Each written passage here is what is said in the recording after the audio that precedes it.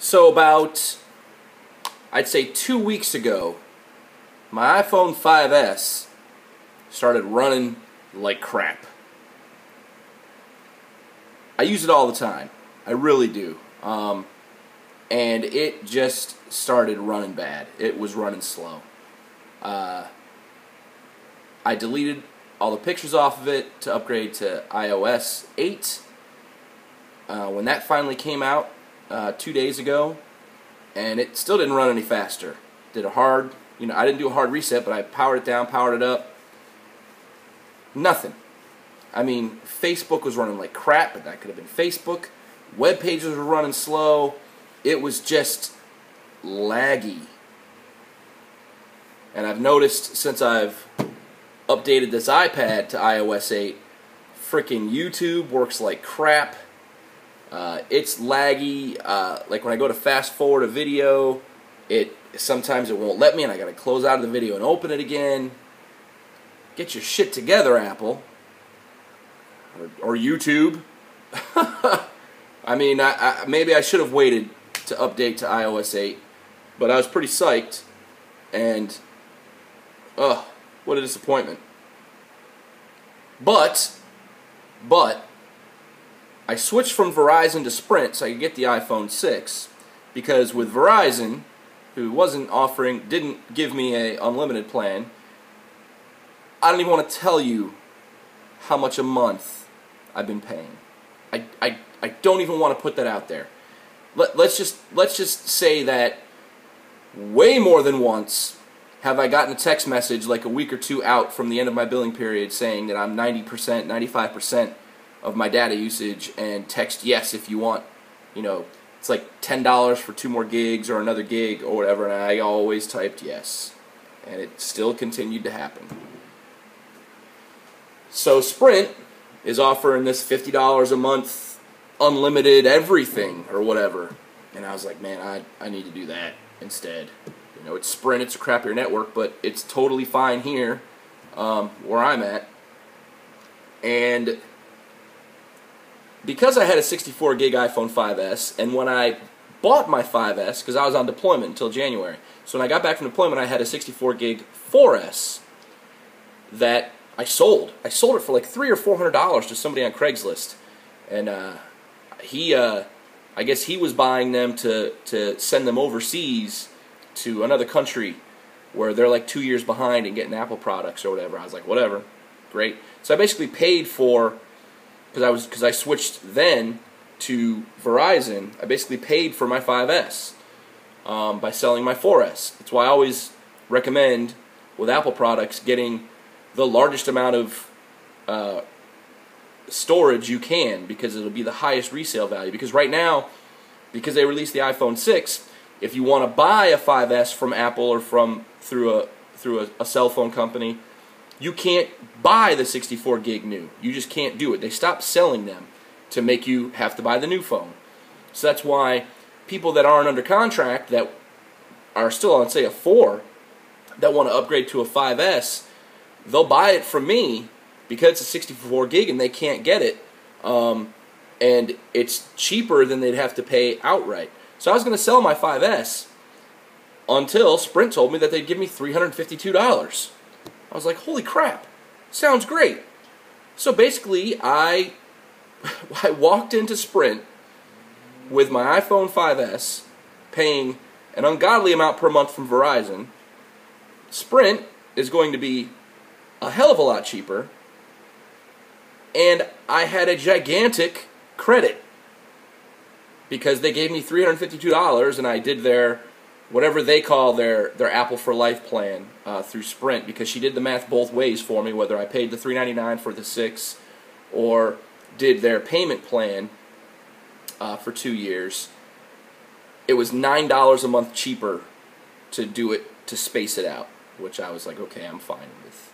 I'm about to retire from the Navy. I'm probably not going to buy another iPhone in a year when the new one comes out. Probably going to wait a couple years, so might as well go that route. It's cheaper per month. And I had a gigantic store credit. That's insane to me. I figured I'd share that.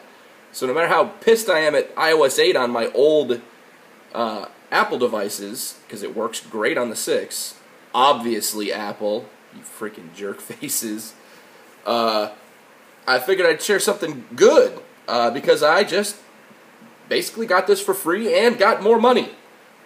And when my bill comes in from Verizon to pay off Verizon, I send that bill to Sprint with a form, and they give me, they don't pay it off, which is weird.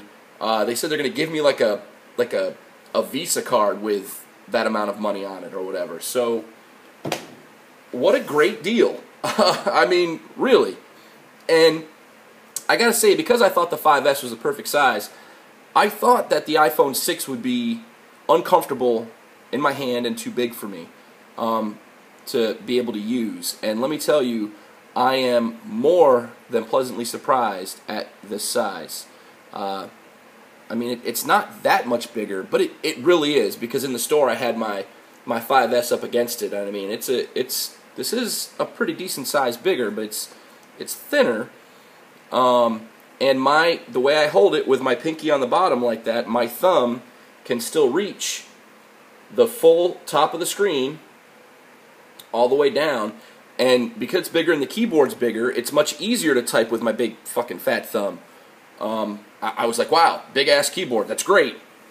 So, you need to go get one of these and buy the 120 gigabyte version. And what surprised me was I was the first one. The store had been open since 7 in the morning, and I was the first one to buy a 128 gigabyte iPhone 6. The first one.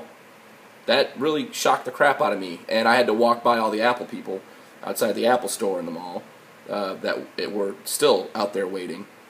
And Sprint, I was in and out.